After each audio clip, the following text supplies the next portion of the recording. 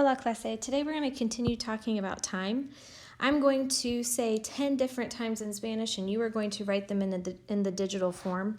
I'll go ahead and give you an example here. Maybe. So my example, if I said son las dos, you would write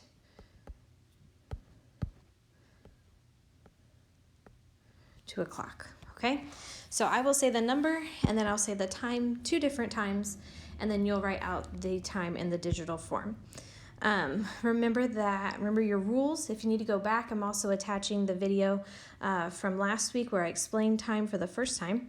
And you can go back and watch that before you do this, and obviously you can watch this video as many times as you need in order to get the correct times. You can write it down on your own piece of paper, or you can do split screen and write it on Notability. Just make sure you're submitting the times at some point in time. So here we go.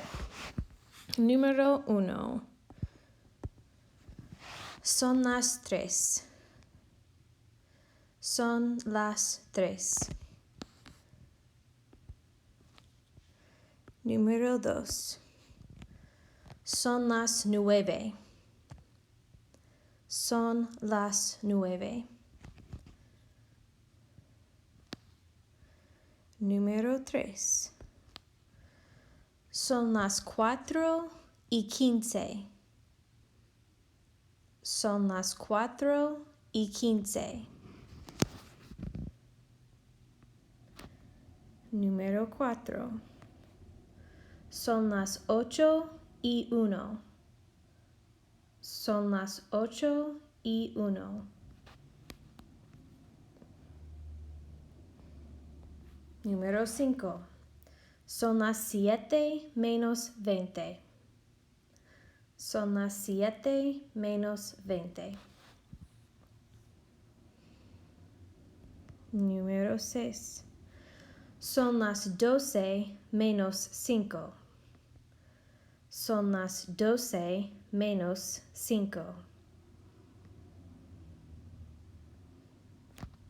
Número 7. Son las 12. Son las 12. Número 8. Son las 2:30. Son las 2:30. Número 9. Es la 1:18. Es la 1:18.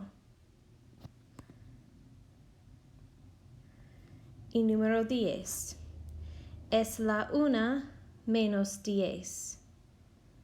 Es la 1:10.